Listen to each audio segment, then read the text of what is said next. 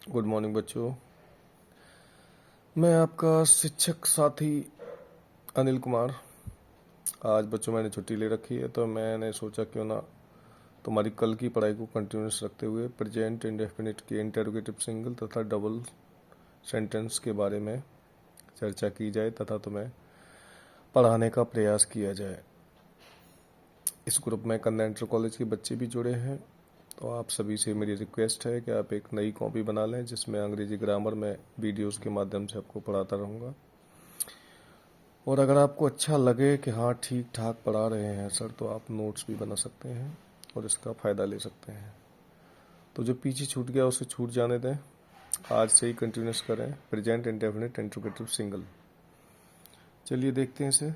Formula 1, प्रश्नवाचक single का मतलब जो क्या से शुरू होते हैं वाक्य, उनके लिए डू या डज लगाएंगे, उसके बाद कर्ता लगाएंगे यानी सब्जेक्ट प्लस नॉट अगर वाक्य में नहीं शब्द दिया हो तो, उसके बाद मुख्य क्रिया की फर्स्ट फॉर्म या मेन वर्ब, उसके बाद ऑब्जेक्ट और सबसे लास्ट में क्वेश्चन मार्क। क्वेश्चन मार्क लगाना हम अक्सर भूल जाते हैं, इसलिए मैंने इसे फॉर्मूले में ऐड कर दिया है। फॉर्मूला नंबर 2, प्रश्नवाचक शब्द प्लस डू या डज प्लस सब्जेक्ट या कर्ता प्लस मेन वर्ब मुख्य क्रिया प्लस ऑब्जेक्ट या कर्म प्लस क्वेश्चन मार्क। ठीक है बच्चों। फॉर्मूला नंबर 3 ये नया मैंने ऐड किया है हु वाले वाक्यों में जिनमें कौन शब्द आता है या किसने या किसका शब्द आता है। कौन वाले वाक्यों में बच्चों सब्जेक्ट मिसिंग होता है यानी कर्ता नहीं दिया होता, उस कर्ता को पूछते हैं कि कौन ये काम कर रहा है, तो इसमें हु सबसे पहले और मेन वर्ब में ऐसे यस लगाएं या ना लगाएं कोई फर्क नहीं पड़ता, क्योंकि कर्ता पता ही नहीं है एक वचन है या बहुवचन है, और ऑब्जेक्ट है और लास्ट में क्वेश्चन मार्क। अक्सर हु वाले वाक्यों में 2 ऑब्जेक्ट्स दिए जाते हैं, तो आप ध्यान से जो लिविंग ऑब्जेक्ट है उसको पहले इस्तेमाल करें, दूसरे को बाद में। यानी तुम्हें हिंदी कौन पढ़ाता है, तो इसमें कौन हु हो गया और तुम्हें और हिंदी, तो यू का ऑब्जेक्टिव केस लगेगा यू और हिंदी लास्ट में लगेगा। आगे जब बनाएंगे तब बताएंगे इस बारे में। तो कुछ एग्जाम्पल्स हैं। क्या तुम बाजार जाते हो, do you go to market. You बहुवचन करता है इसलिए डू लगाया, लास्ट में गो के बाद प्रीपोजिशन टू आता है।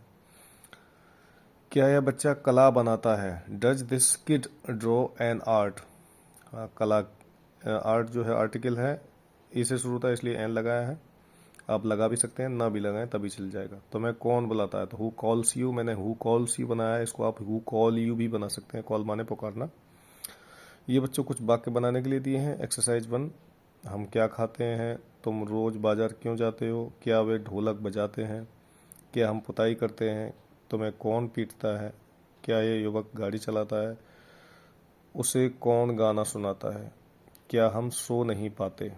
डिफ़िकल्ट वर्ड्स भी दे दिए नीचे, ढोलक की स्पेलिंग, चलाने की, पीटने की, सुनने की और सोने की।